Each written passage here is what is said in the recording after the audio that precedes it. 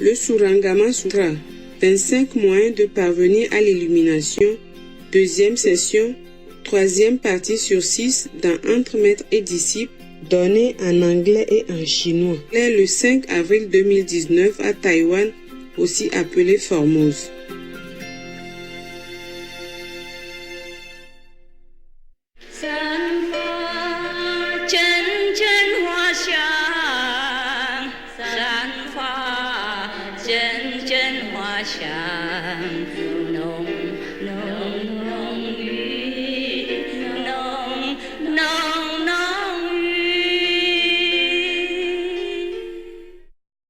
So now is another one. His name is Aniruddha, another monk. Arose from his seat, bowed at the Buddha's feet, and said to the Buddha, "When I first left home, I was fond of sleeping all the time." It sounds familiar to me. He doesn't know I have more than just one. Join the club, brother. Yeah, if he's born at this time, he'd be happy, that he's not a lonely sleeper. Nah? He can just sit here and feel in his element, Poor thing. He's born too early, no. If he's born at this time, he'd be so happy. Yeah, sit among you and feel it, wow. We are the same element. We really brothers. The thirst-come one scolded me. Well, I didn't. But at least the Buddha is more strict. You see that? So if you blame me for being too strict, well, I'm only the disciples of the Buddha in strictness. Yeah. The thirst-come one scolded me and said, "I was no better than an animal, oh God."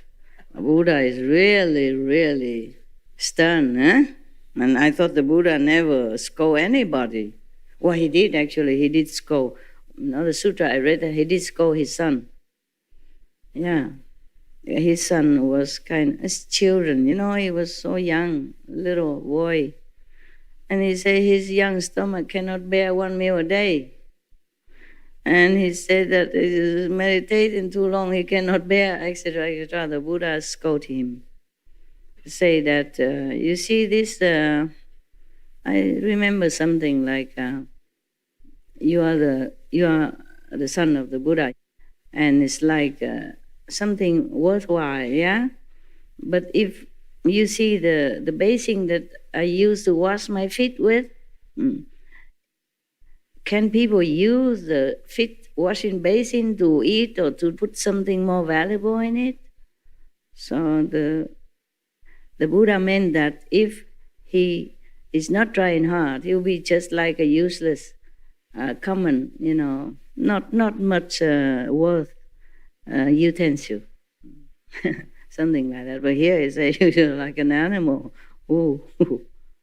Wow. I didn't know the Buddha can be so strict. I forgot this.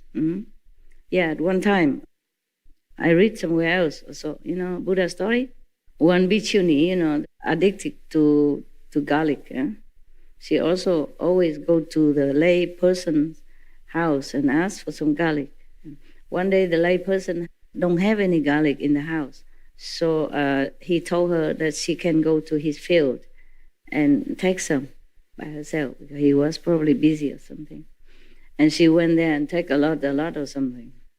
And from then on, the Buddha said, whoever eat garlic will go to hell. Just to eat garlic. Probably he was angry because she damaged the field of a lay disciple, which being a bhikkhuni, you should not. Yeah, and you should not be so addicted to something that you have to be so dependent and became so less dignified. Buddha probably was angry and saying, don't eat garlic, but she still sneakily going and doing that and damaging people's property. I would also be very angry. Yeah, because that is not a representative of enlightenment. Yeah? All right. So, go back to this monk, Aniruddha. When I heard the Buddha scolding, I wept and upbraided myself. For 7 days, I did not sleep, and I lost the sight in both my eyes. He tried too hard to open his eyes. Probably maybe put a toothpick or something to keep it open or in front of the light so that he don't sleep. Yeah. This go to extreme, typical disciple. Right? When I say I want a banana, they bring me every day a lot. Even the whole village cannot finish it. Yeah. And one time they bring me these Vietnamese, they call it chả or something like that. These Vietnamese ham, the whitish color, outside green, they wrap with banana, yeah, and it's round like a ham, like this. Well, this round, or this tall, and they cut into small pieces. And one day they give it to me, some slice. Oh, Good Love loves that. Yes, I give it all to him. I'm not really very fond of anything, not much. Nowadays, not much. So Good Love ate them all. Yum, yum. Next day, I gave double portion. Yesterday, same stuff. And Good Love is not there anymore, so I returned the same portion, the same amount. The dog's not there because when I'm on retreat, I cannot just have them around. I don't have enough time to attend to you and attend to business and paperwork. So no Good Love around. So I return the same. I never told them. Sometimes the Good Love likes something, a lot. And if it's gone, then next day I get a lot. And the next day is next day, Even Good Love fed up. So the Buddha blamed him for sleeping too much. But he didn't say not to sleep, meaning doing things in an appropriate way, no? Yeah, middle way, no? Then he just took it too seriously. 7 days don't sleep until his eyes are blind. Yeah, terrible. Many things like that happen here also. Repentance, good, yeah? Being aware of your own shortcomings, good. But no need to punish yourself when there's not necessary. Huh? Just tell me what the problem is, okay? So now he said that he did not sleep for 7 days and lost the sight in both of his eyes.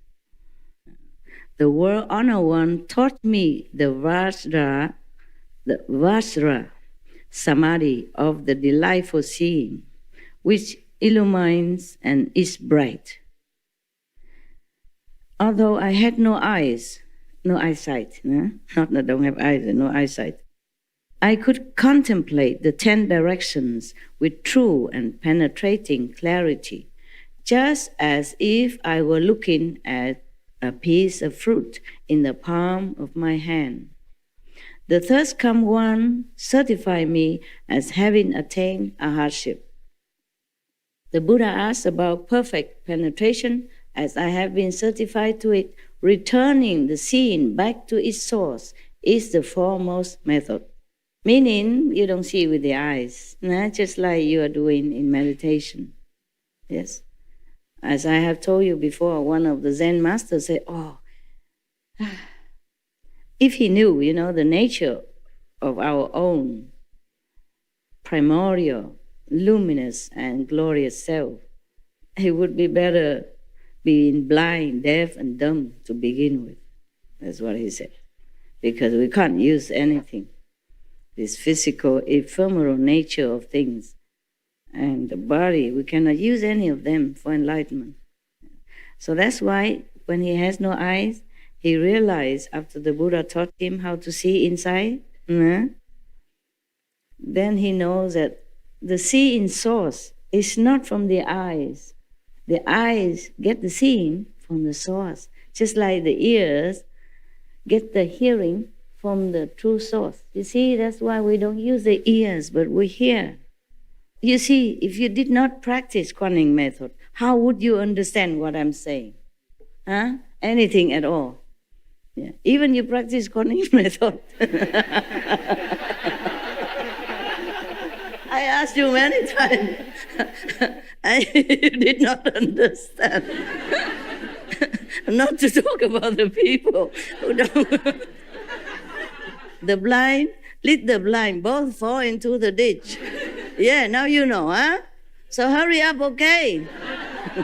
Yesterday I asked you about the two medicine king, remember? And you talked to me about the herbs.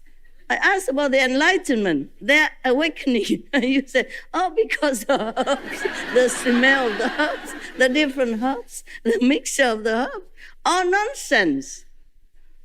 Miss the mark 2,000 miles. Just like you miss the magician's hand, he's doing something to distract you while he's doing something else. That's why you don't see where the pigeon come from, or where his handkerchief come from, or where anything else come from. Yeah. Just the quickness of his hand and the distraction skill. Just like, this is a joke everybody knows, that before you go and learn medicine, the professor teach you to put your hand in some patient's feces and taste it. Yeah. And he did that. The professor put his hand in the patient's feces and tasted it. And he told every student to do it. They did it, yuck. But he said, you stupid, you should have observed. I put this finger, but I taste this finger. Observation is everything. That's what he said, the professor. You don't know this joke? This is very famous with all the medicine, the school. She said, you should observe, man. Observe. Observation is everything. This finger, but I touch this finger. And they all do the same finger.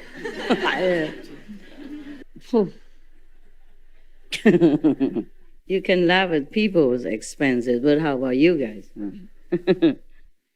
Yeah, we can get easily distracted by some unimportant factors or unimportant movement or some unimportant object, and we do the wrong thing, yeah? And think the wrong thing. All right, so we continue.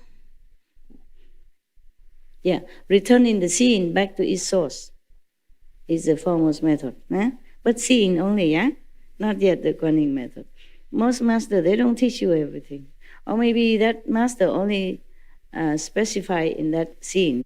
Most people nowadays, or most master or Zen teacher, they only do the seeing. Only do the meditation seeing, concentration, or breathe, yeah? Something like that. Or observing the body, something like that. Or observing the natural of the impurity of the body. Yeah. And then until you see only skeletons in front of you. Something like that, yeah? But very rarely teach Kuan Yin method. Very rarely, yes. Only some like we know, like Sakyamuni Buddha. Those famous masters all the time up to now all teach Kuan Yin method. If you read carefully, you see. Even Milarepa also, yes. Milarepa master also teach Kuan Yin method. That's why before the master give him initiation, he know nothing. He just build bricks and, houses, and then get scolded every day and beaten up even until bleeding. And the wife of his master, Maba's master, must help him to put some ointments on his back. Yeah, he has such a heavy karma because he killed so many people using magic. Using magic is already a no-no. Using magic to kill the whole village is even the greatest no-no of any time. So his master has to painfully cleanse it that way first before he can be empty, pure enough to receive the great teaching. Nowadays, some masters are very compassionate, just teach you without checking you anything. So if you met such, some Indians master like that, should really appreciate. I'm not talking about me or anything, just in general, okay? General. His master has many disciples, main disciples, who can transmit the Kuan Yin method, like Kuan Yin messenger nowadays. So Milarepa sneakily went to one of his chief disciples who can give initiation and asked for initiation. He faked that the master sent him. So his chief disciple believed that and gave him initiation. Nothing happened. No light, no hearing, nothing. So the chief disciple was wondering, could it be that our master did not allow this? That's why he did not get the experience. So later they found out that he cheated. Get more beaten from master, more house to build. I think it was his wife, the master wife, sent him there. Said, okay, you go there. Yeah, don't get beaten anymore. Go there and ask that disciple, say, I say so, or something. Nothing happened. Yeah, his time is not come yet, okay? He's not ready. He's not worthy. At that time, Mahabharata don't teach a lot of people, you understand? Many disciples, but not many as many. Yeah. Not all masters are empowered to teach many disciples. And not all masters came to teach many disciples. And not all masters take enough power with them to teach the large assembly. Some people teach only a few, like Bodhidharma. Yeah. Not like he's not powerful, but at that time, he can only use so much power to teach a handful of disciples, 5, and maybe some other sub-disciples. Buddha teach many thousands, yeah, but at that time, he could teach more. He has more power. It's just that communication, transportation is not as good as nowadays. The Buddha has to walk every day. Yeah.